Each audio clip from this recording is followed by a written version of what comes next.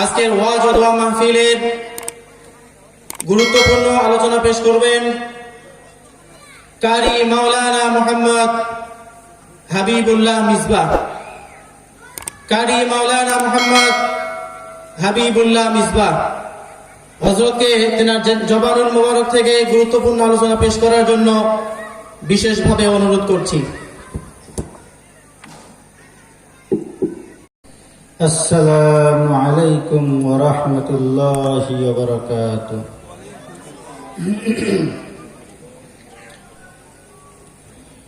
الحمد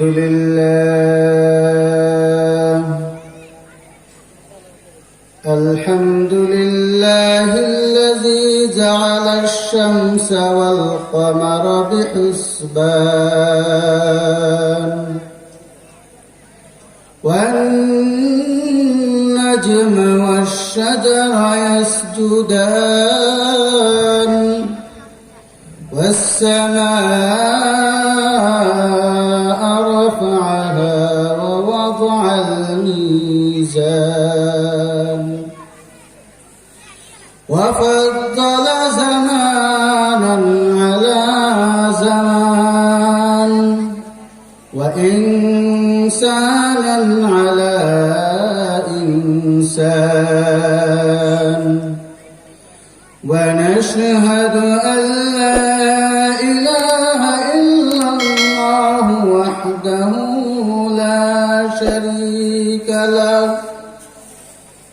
لا ضد له ولا ند له ولا مثل له ونشهد أن سيدنا وسندنا وحبيبنا وحبيب ربنا وقلوبنا ومولانا محمدا عبده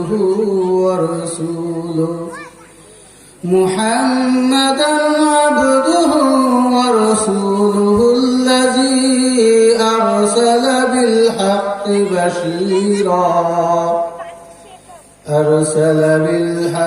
بشيرا ونذيرا وداعيا إلى الله بإذنه وسراجا منيرا.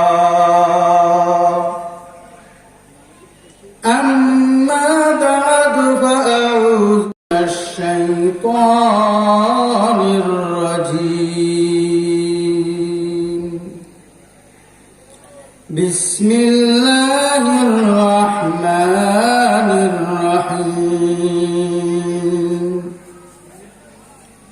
الحمد لله رب العالمين الرحمن الرحيم مالك يوم الدين إياك نعبد وإياك نستعين.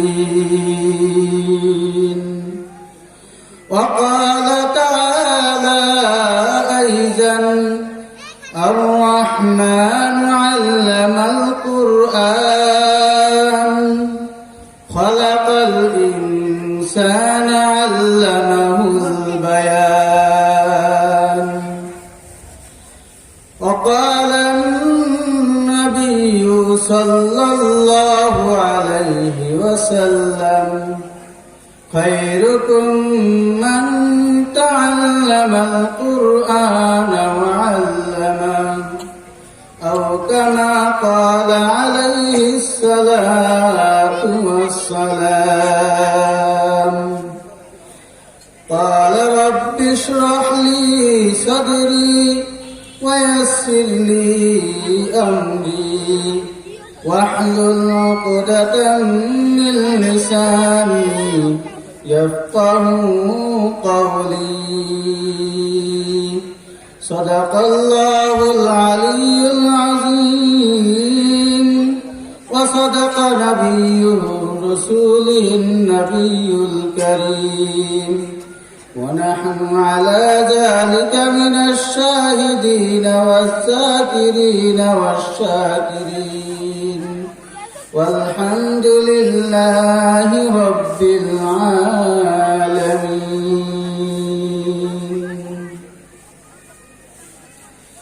الحمد لمن قدر خيرا وقبالا، والشكر لمن صور حسنا وجمالا،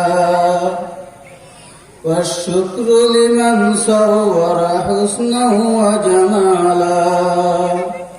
فرد صمد عن صفة الخلق بريء، رب أزلي خلق الخلق كمالا.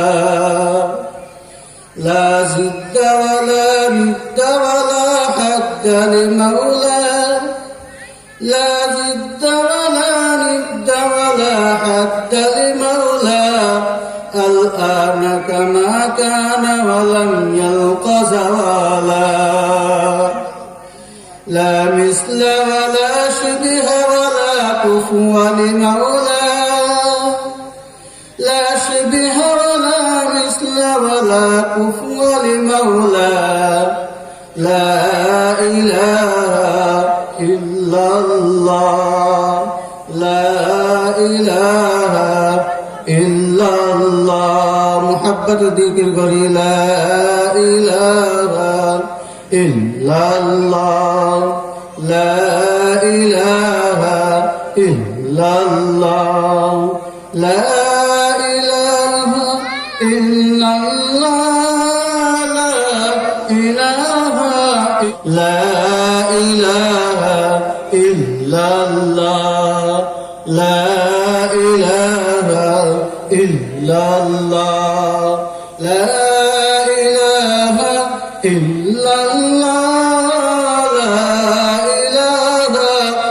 إلا الله، لا إله إلا الله، لا إله إلا الله، لا إله إلا الله. محمد رسول الله صلى الله عليه وسلم. मैं दूर हो मजबूर हो ऐ सैयद आलम, मैं दूर हो मजबूर हो ऐ सैयद आलम. दीदार दिखा देना मुझे, आवाज सुना दो. दीदार दिखा देना मुझे, आवाज सुना दो. मैं सूरत यूसुफ के नहीं चाहने वाला. اللهم صل على محمد وعلى آل محمد كما صليت على إبراهيم وعلى آل إبراهيم إنك حميد مجيد. اللهم بارك على محمد وعلى آل محمد كما باركت على إبراهيم وعلى آل إبراهيم إنك حميد مجيد. অধ্যকার হযরত খাদিজাতুল কুবরা রাদিয়াল্লাহু তাআলা আনহা মহিলা মাদ্রাসার হাফেজা ছাত্রীদের বোরকা প্রদান উপলক্ষে এক বিশাল ওয়াজ ও দোয়ার মাহফিলের আয়োজন করা হয়েছে। এই মাহফিলের প্রধান অতিথি এবং বিশেষ অতিথি, প্রধান আলোচক, উপস্থিত দূর দূরান্ত থেকে আগত ইসলাম প্রিয় মুসলমান ভাইরা ও আমার সমবয়সী বন্ধুগণ, পর্দার আড়ালে মাইকের আওয়াজ শ্রবণরতা সম্মানিতা মা ও বোনেরা, আজকের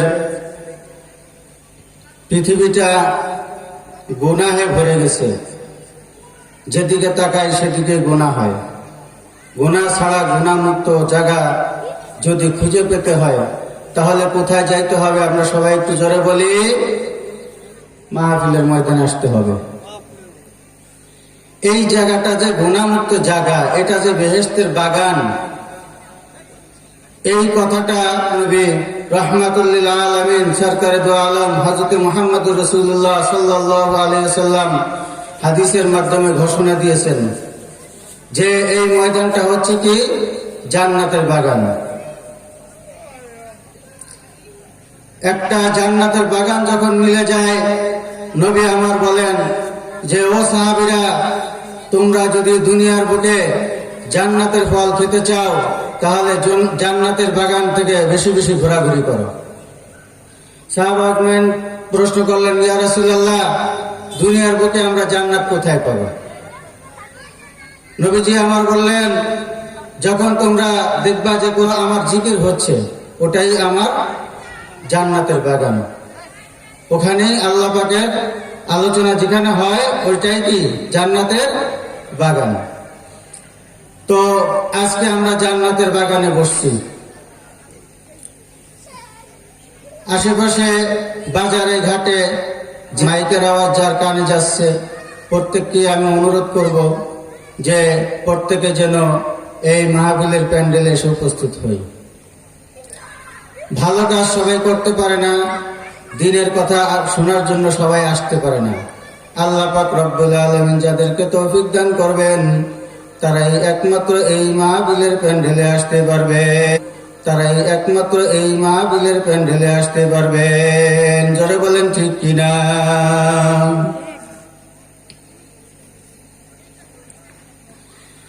আজকের এই মাহফিলের পত্র এলাকার ভিতরে এত বড় জান্নাতের বাগান সাজানো হয়েছে, এই বলে আমরা যারা এলাকাবাসী আছি সবাই খুশি না বেজার? সবাই যদি খুশি হয়ে থাকি বলে আলহামদুলিল্লাহ। সর্বোপরি শুকর আল্লাহ পাক রব্বুল আলামিনের দরবারে, যে মহান রব্বুল আলামিন হাজারো লাখ কোটি মানুষের থেকে যাচাই করে বাছাই করে আমাদেরকে এই মাহফিলে জান্নাতের বাগানে এসে বসে উপস্থিত হওয়া, দুটি কথা বলা এবং শোনার তৌফিক দান করেছেন।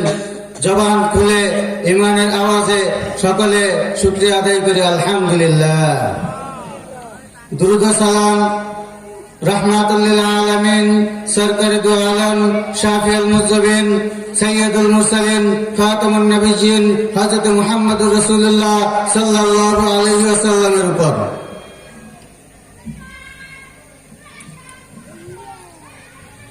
সর্বোপরি শুকর আজকের এই সুন্দর প্রোগ্রাম যারা সাজালো, লাইট মাইক প্যান্ডেল এর মাধ্যমে বিভিন্ন প্রকারের সহযোগিতা, অর্থ দিয়ে, পরামর্শ দিয়ে, সময় দিয়ে এসে উপস্থিত হয়ে যে যেভাবে পারছে সহযোগিতা করছে।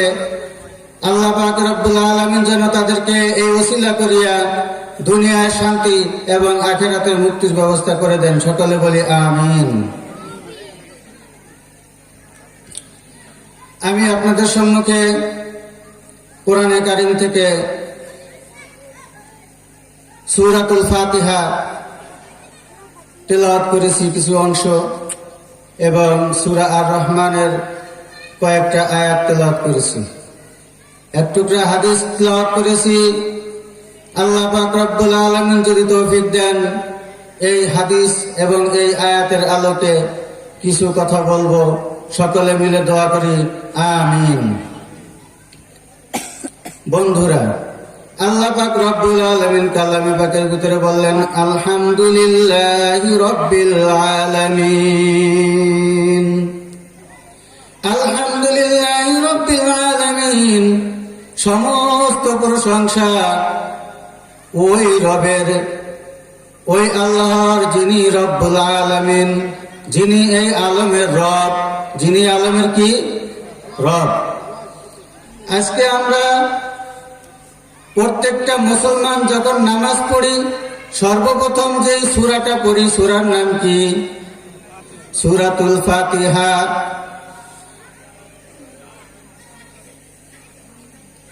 মুহাম্মদুর রাসূলুল্লাহ সাল্লাল্লাহু আলাইহি ওয়াসাল্লাম যখন নামাজের আদেশ দিলেন, কোরআন নাজিলের পরে যখন নামাজের হুকুম আসলো, তখন থেকে এই পর্যন্ত প্রত্যেকটা মুসলমান প্রত্যেকটা নামাজের শুরুতে কি পড়ে? সূরা ফাতিহা। বলা হয় এই কোরআন এমন একটা জীবন্ত মুজিজা, যে জীবন্ত মুজিজা, জীবন্ত প্রমাণ হলো আল্লাহ পাক রব্বুল আলামিন নিজেই ঘোষণা দিয়েছেন, জালিকাল কিতাবু লা রাইবা ফীহি হুদাল লিল মুত্তাকিন। এইটা এমন কিতাব যার ভিতরে কোনো সন্দেহ নাই, সন্দেহের লেশ মাত্র নাই।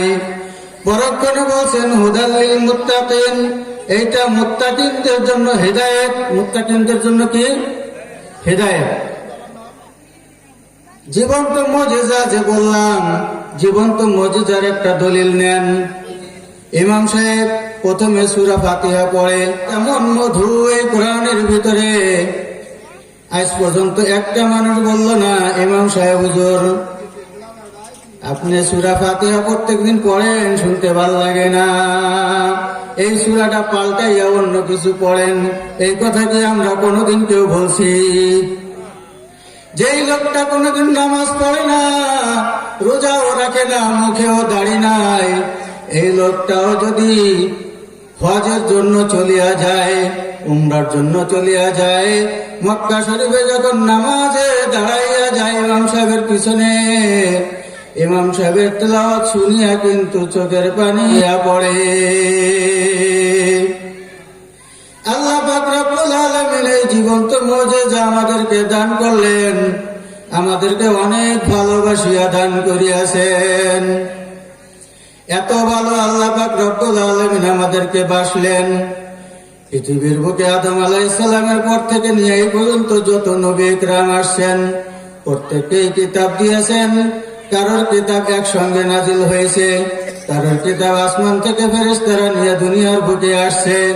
কিন্তু আমাদেরকে যে কোরআনটা দেওয়া হলো, বিশ্ব নবী হযরত মুহাম্মদুর রাসূলুল্লাহ সাল্লাল্লাহু আলাইহি ওয়াসাল্লামের উপরে কোরআনটা যখন আসলো, একসঙ্গে কোরআন আসে নাই, 23 বছর বসিয়া এই কোরআনটা আসছে। কয় বছর বসে আসছে? 23 বছর বসে আসছে। যালিকাল কিতাবু লা রাইবা ফীহি হুদাল লিল মুত্তাকিন। আল্লাহ পাক রব্বুল আলামিন যে বললেন এই কিতাব হলো মানুষের জন্য হেদায়েত, আর এই কিতাবের মধ্যে কোনো সন্দেহ নাই, ভুল তো নাই, সন্দেহ নাই। পৃথিবীর বুকে আজ পর্যন্ত কোনো প্রকাশক বা কোন লেখক কোন বই লেখছে, কেউ কি ভূমিকার ভিতরে লিখতে পারছে আমার লেখার ভিতরে কোনো ভুল নাই? লিখতে পারছে বলেন? কেউ লিখতে পারে নাই। প্রত্যেকে এই কথাটা স্বীকার করছে, মানুষ মাত্রই ভুল হয়। আমি লিখলাম, যদি আমার লেখার ভিতরে আপনারা ভুল পান দয়া করে আমাকে জানাইবেন, আমি পরবর্তী সংস্কারে সংশোধন করিয়া দিব। আল্লাহ পাক রব্বুল আলামিন বলেন না, আমি যে কিতাব তোমাদেরকে দান করলাম এই কিতাবের ভিতরে ভুল তো নাই, কিন্তু ভুলের লেশ মাত্র নাই। এই কিতাব আমি তোমাদেরকে দান করলাম, আর এই কিতাব হেফাজতের দায়িত্ব আমি আল্লাহ পাক রব্বুল আলামিন নিয়ে নিলাম। এই কোরআনের দায়িত্ব কে নিছেন? আল্লাহ পাক রব্বুল আলামিন কোরআনের দায়িত্ব নিছেন। তার একটা প্রমাণ হলো আপনাদের এলাকায় হযরত খাদিজাতুল কুবরা রাদিয়াল্লাহু আনহা মহিলা মাদ্রাসা। বলবেন হুজুর কিভাবে প্রমাণ হইল? কোরআন নাযিল হয়েছে 1500 বছর আগে, আজ পর্যন্ত, এখনো এই দিন পর্যন্ত, আজকের দিন পর্যন্ত জায়গায় জায়গায় প্রত্যেকটা মাদ্রাসায় কোরআনের হাফেজ এবং হাফেজা তৈরি হচ্ছে কি হচ্ছে না বলেন?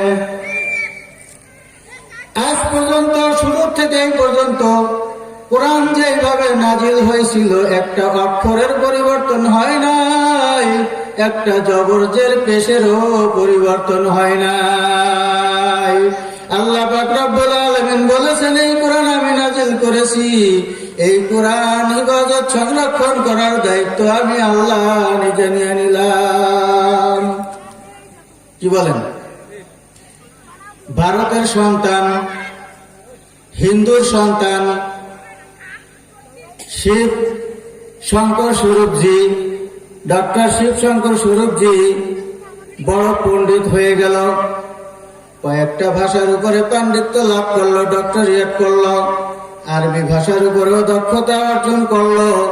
এইবার আরবি ভাষার উপরে যখন ডক্টরিয়েট করলো, তখন সে কোরআনকে সামনে নিয়ে বসছে। এই কোরআনের ভিতরে কি আছে? এই কোরআনের ভিতরে এমন কি আছে যেই কোরআন শুনিলে মানুষ পাগল হইয়া যায়, যেই কোরআনের তেলাওয়াত শুনলে বেদিন দিনের ভিতরে চলে আসে, যেই কোরআন শুনলে বেধর্মী ধর্মের ভিতরে চলে আসে। এই কোরআনের ভিতরে কি আছে আমি না দেখিয়া ছাড়বো না। এই কোরআনে যতগুলি ভুল আছে সব টুকায় টুকায় বাহির করিয়া মানুষের সামনে প্রকাশ করিয়া দিব। ভাইজান, কোরআন শরীফ যখন খুলল, ওই হিন্দুর সন্তান, ব্রাহ্মণের সন্তান যখন কোরআন শরীফ খুলল, কোরআন শরীফ খুলিয়া যখন দেখতে থাকলো, কোরআন শরীফ অলৌকিক ভাবে এমন একটা মজুজা সৃষ্টি হইয়া গেল। কোরআনের পাতায় পাতায় অক্ষরে অক্ষরে তার নিজের ভুল ধরা পড়িয়া গেল। কোরআনের ভুল ধরতে যাইয়া নিজের ভুল ধরা পড়িয়া গেল। তখন বিবিকে বলল, বিবি আমি তো ইসলাম ধর্ম গ্রহণ করতে চাই, কি বলো? যদি ইসলাম ধর্ম গ্রহণ করতে চাও, পুরা ভারতবর্ষ তোমাকে ভগবান রূপে মানে। প্রত্যেক দিন থালা ভরিয়া ভরিয়া ফল আসে, সেগুলি কিন্তু তুমি ভক্ষণ করো। ভারতের সন্তান ইসলাম গ্রহণ করলো। আমাদের বাংলাদেশেও একবার আসছিল এরশাদ সরকারের আমলে, ভারতের চাপে থাকতে পারে নাই, তার নাম দিয়েছিল ইসলামুল হক। আমি আপনাদের সামনে এই কথাটাই বলতে চাই, কোরআন এমন একটা জীবন্ত মুজিজা, যেই কোরআন আল্লাহ পাক রব্বুল আলামিন নাযিল করছেন, শুরু লগ্ন থেকে কিয়ামত পর্যন্ত টিকে থাকবে। আর এই কোরআনের সঙ্গে যারা থাকবে, আল্লাহ পাক রব্বুল আলামিন তাদেরকেও দাম বাড়াইয়া দিবেন। কোরআন সবচেয়ে দামি জিনিস। কোরআন সবচেয়ে কি জিনিস? দামি জিনিস। এই কোরআন যে নাযিল করছে সে কত বড়! আল্লাহু আকবার। মুয়াজ্জিন সাহেব প্রত্যেক দিন 5 বার আজান দেয়, প্রত্যেক আজানে 4 বার করিয়া বলে আল্লাহু আকবার, আল্লাহ সবচেয়ে বড়, আল্লাহু আকবার, আল্লাহ সবচেয়ে বড়, আল্লাহু আকবার, আল্লাহ সবচেয়ে বড়। আল্লাহ কি সবচেয়ে বড়? আল্লাহ যে কত বড় কত বড় এই ব্যাখ্যা দেওয়া সম্ভব না। পৃথিবীর বুকে এমন কোন দিমাগ নেই যে দিমাগ আল্লাহর বড়ত্বকে আয়ত্ত করতে পারছে। আল্লাহ কত বড় সেইটা জানতে পারছে, সেইটাকে ধরতে পারছে, এমন কোন দিমাগ পৃথিবীর বুকে নাই। আল্লাহ সবচেয়ে বড়। আমাদের মাথার উপরে যে আকাশটা দেখি নীল বর্ণের, এই আকাশটা শীতের দিন কিন্তু ধোয়া ধোয়া দেখায়, বেশি দূর দেখা যায় না। গরমের দিন একটু অনেক দূরে দেখা যায়, কিন্তু আমরা যেটা দেখতেছি এটা কি এত কাছে নাকি বলেন? পৃথিবীর থেকে কয়েক শত হাজার মাইল দূরে এই আকাশ অবস্থিত। এই একটা আকাশ যদি এই পৃথিবীর বুকে ছাড়িয়ে দেয়, এই পৃথিবীর বুকে জায়গা হবে না। এই আকাশের ভিতরে আমরা দেখি টিপ টিপ করে তারকাগুলি জ্বলে, টিপ টিপ করে যে তারকাগুলি জ্বলে, একটা তারকা এইরকম পৃথিবী কয়েক হাজার পৃথিবী এক জায়গা করলে একটা তারকার সমান হবে না। তাহলে আল্লাহ কত বড়, আল্লাহ কত বড়! একটু চিন্তা করিয়া দেখি ভাই, আল্লাহ যে কত বড় তার কোনো সীমা নাই। আল্লাহ পাক রব্বুল আলামিন বড়। এবং সেই নাজিল করছেন বড় একটা কিতাব, যেই কিতাবের নাম কুরআনুল কারীম। এই কুরআনুল কারীম একদিনে একসঙ্গে নাজিল করেন নাই, 23 বছর বসিয়ে আল্লাহ পাক রব্বুল আলামিন আস্তে আস্তে নাজিল করছেন। একটা সূরা, একটা আয়াত যখন যতটুকুন প্রয়োজন হয়েছে তখন ততটুকুন নাজিল করছেন। এর মানে হইল এইটা আস্তে আস্তে নাজিল করার আর একটা কারণ হইল একসঙ্গে নাজিল করে একসঙ্গে পড়ো, একবার পড়িয়া আবার ভুলিয়া যায়।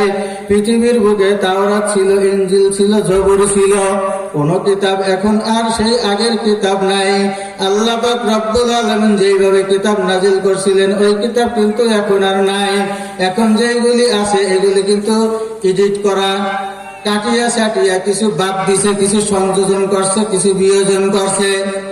তাদের যেটা প্রয়োজন হয়েছে, তাদের যেটা ভালো মনে হয়েছে ওইটা রাখছে, আর যেটা ভালো মনে হয় নাই, যেটা পালন করা সম্ভব না ওইটা কিন্তু তারা বাদ দিয়া দিছে। ঠিক কি ঠিক না বলেন? কোরআন শরীফ যখন নাজিল হইল পিছনের সব কিতাব রহিত হইয়া গেল। অন্য অন্য কিতাবের ভিতরে যে বিধানগুলি ছিল সব বিধান আল্লাহ পাক কোরআনের ভিতরে দিয়া দিছেন।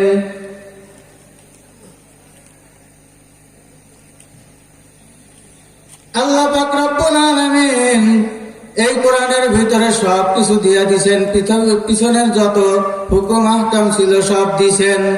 আমি বলতে চাইতেছি ওই দিকে যাব না। কোরআনের মর্যাদা কত বড়, আল্লাহ পাক রব্বুল আলামিন যত বড়, কোরআনের মর্যাদা আল্লাহ পাক রব্বুল আলামিন বড় করেছেন। আর এই জন্যই তো প্রিয় নবী হযরত মুহাম্মদুর রাসূলুল্লাহ সাল্লাল্লাহু আলাইহি ওয়াসাল্লামের উপরে কোরআন নাজিল করছেন। আরো কিন্তু পয়গম্বররা আসছিলেন, তাদের উপরে দেন নাই। কেন দেন নাই? কেন দেন নাই? এই কোরআন হচ্ছে সবচাইতে সব কিতাবের ভিতরে বড়, এই জন্য সবচাইতে দামি নবীর উপরে দেওয়া হয়েছে। সরকারে দু আলম হযরত মুহাম্মদুর রাসূলুল্লাহ সাল্লাল্লাহু আলাইহি ওয়াসাল্লামের উপরে কোরআন নাজিল করা হয়েছে। আর যখন তার উপরে কোরআন নাজিল করা হইল, এই কোরআনের সঙ্গে যারা সম্পৃক্ত হলো আল্লাহ পাক রব্বুল আলামিন তাদেরকেও বড় করিয়া দিলেন। সপ্তাহে কয়দিন? 7 দিন। 7 দিনের ভিতরে কোন দিনটা সবচেয়ে ফজিলতপূর্ণ আমরা বলি তো? শুক্রবার। এই শুক্রবার কেন ফজিলতপূর্ণ হইল? এর ইতিহাস খুঁজতে গেলে পাইবেন আল্লাহ পাক রব্বুল আলামিন শুক্রবারের দিনে কোরআন নাজিল করেছেন। এই দিনে কোরআন নাজিল হয়েছে, এই জন্য এই দিনটা কি হয়েছে? দামি হইয়া গেছে। রাতের ভিতরে কোন রাত সবচেয়ে দামি? আমরা সকলেই জানি লাইলাতুল কদর হচ্ছে সবচেয়ে দামি। মুফাসসিরিন ইকরাম লেখেন লাইলাতুল কদরে আল্লাহ পাক রব্বুল আলামিন কোরআন নাজিল করেছেন। মাসের ভিতরে কোন মাস দামি বলেন তো দেখি? রমজান মাস। কেন রমজান মাস দামি হয়েছে জানেননি? আল্লাহ পাক রব্বুল আলামিন এই রমজান মাসে কোরআন নাজিল করেছেন, এই জন্য রমজান মাসটা এত দামি হয়েছে। রমজান মাসটা কি দামি হয়েছে? আল্লাহ পাক রব্বুল আলামিন এই মাসের ভিতরে কোরআন নাজিল করলেন বলে এই মাসটাকে দামি বানাইয়া দিলেন। কোরআন যেই ফেরেশতা নিয়ে আসছে, ফেরেশতাদের ভিতরে সবচাইতে বড় ফেরেশতাকে বলেন তো দেখি? জিবরিল আলাইহিস সালাম। সবচাইতে বড় ফেরেশতা 4 জন। তার মধ্যে প্রথম নাম্বারে যার সিরিয়াল সে হলো হযরত জিবরিল আলাইহিস সালাম। এই জিবরিল আলাইহিস সালাম কেন দামি হইলেন জানেননি? এই জিবরিল আলাইহিস সালাম আল্লাহ পাকের থেকে কোরআনকে নিয়ে নবীজি সাল্লাল্লাহু আলাইহি ওয়াসাল্লামের কাছে নিয়ে আসছেন। এই কোরআনের ছোঁয়া পাইয়া জিবরিল আলাইহিস সালাম কিন্তু দামি হইয়া গেছেন। পৃথিবীর ভিতরে সবচেয়ে দামি রাষ্ট্র কোনটা? মক্কা এবং মদিনা। কেন কেন কেন পৃথিবীর বুকে এই দুইটা রাষ্ট্র কেন দামি হইল জানেননি? আল্লাহ পাক রব্বুল আলামিন এই মক্কায় কোরআন নাজিল করেছেন। আর কোথায় নাজিল করছেন? মদিনায়। এই জন্য এই দুইটা শহর সবচেয়ে দামি। এই দুইটা শহর কি সবচেয়ে দামি? ভাইজান, আমি বলতে চাই, কোরআনের সঙ্গে সম্পর্ক রাখার কারণে যদি দিন দামি হতে পারে, কোরআনের সঙ্গে সম্পর্ক রাখার কারণে যদি রাত দামি হতে পারে, কোরআনের সঙ্গে সম্পর্ক রাখার কারণে যদি মাস দামি হইতে পারে, কোরআনের সঙ্গে সম্পর্ক রাখার কারণে যদি দেশ দামি হইতে পারে, কোরআনের সঙ্গে সম্পর্ক রাখা ব্যক্তিরা বুঝি দামি না? দামি না, তাই না? কোরআনের সঙ্গে যার সম্পর্ক আছে, পৃথিবীর বুকে সবচাইতে দামি ওই ব্যক্তি। আর সেই দামি মানুষ গড়ার জন্য কি লাগে? সবাই বলেন, কি লাগে? কি লাগে? একটা শিক্ষা প্রতিষ্ঠান লাগে নাকি? সেই শিক্ষা প্রতিষ্ঠান যারা পরিচালনা করেন, আল্লাহ পাক রব্বুল আলামিন তাদেরকেও পৃথিবীর ভিতরে শ্রেষ্ঠ ঘোষণা করিয়া দেন। আমি একটা হাদিস তেলাওয়াত করেছিলাম, খায়রুকুম মান তাআল্লামাল কুরআন ওয়া আল্লামা। নবীজি আলাইহিস সালাম বলেন, তোমাদের মধ্যে সর্বোত্তম ওই ব্যক্তি যে কোরআন শিক্ষা করে এবং অন্যকে শিক্ষা প্রদান করে। যে কোরআন শিক্ষা করে এবং অন্যকে শিক্ষা প্রদান করে, ওই লোকটা সবচাইতে দামি ঘোষণাকার। নবী মুহাম্মদুর রাসূলুল্লাহ সাল্লাল্লাহু আলাইহি ওয়াসাল্লাম ঘোষণা করেছেন। এখন একটু বলেন তো দেখি, পৃথিবীর বুকে এই কোরআনের আলেম ছাড়া যত শিক্ষিত আছে, যত জ্ঞানী গুণী আছে, তারা কি এদের থেকে বড় নাকি? তারা কি এদের থেকে বড়? বড় না। কেন বড় না? আমাদের সরকার, আমাদের সরকারে দো আলম হযরত মুহাম্মদুর রাসূলুল্লাহ সাল্লাল্লাহু আলাইহি ওয়াসাল্লাম ঘোষণা করছেন যে ওই ব্যক্তি দামি যে কোরআন শিক্ষা করে এবং অপরকে শিক্ষা দেয়। নাকি বলেন? ওই ব্যক্তি সবচাইতে দামি।